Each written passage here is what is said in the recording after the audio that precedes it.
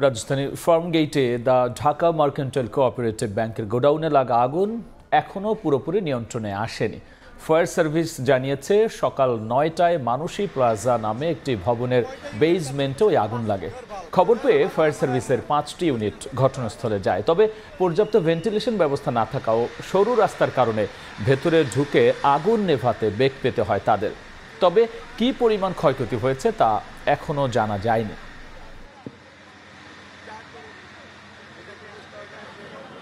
ব্যাংকের বেসমেন্টে আগুন ছিল, কিন্তু বেসমেন্টে ঢোকার জন্য কোনো র্যাম্প নাই। আগুন লাগার যে কারণ, সেখানে দেখা যাচ্ছে যে ভিতরে যে বৈদ্যুতিক লাইনগুলো আছে তার ছিঁড়ে পড়ে আছে।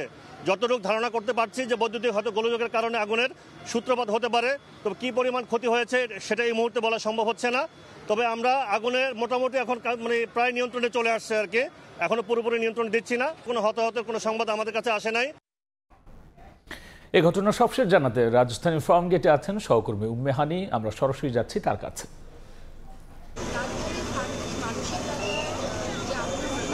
সেটি কিন্তু এখন পুরোপুরি নিয়ন্ত্রণে। আমরা প্রত্যক্ষদর্শী এবং ফায়ার সার্ভিসের কর্মীদের সাথে কথা বলে যতটুকু জানতে পেরেছি যে সকাল ৯:৩০টায় মূলত আগুনটি লাগে। শুরুতে কিন্তু এখানে তেজগাঁও কলেজের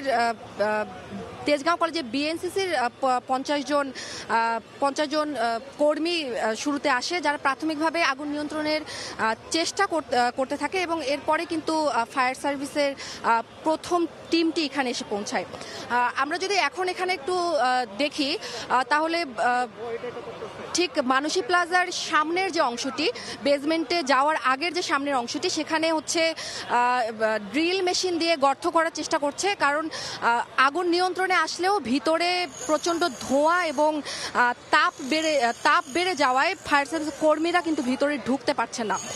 যার কারণে এখানে ড্রিল দিয়ে গর্ত করে একটি পাইপ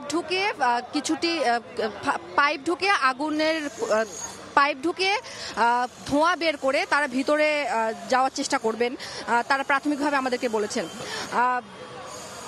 শুরুতে এখানে কিন্তু সকাল ৯:৩০টায় আগুন লাগার পরে কিন্তু ফায়ার সার্ভিসের প্রথমে একটি টিম আসে। তারা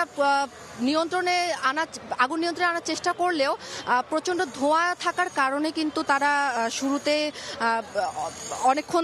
অনেকক্ষণ লেগেছে আগুন নিয়ন্ত্রণে আনতে।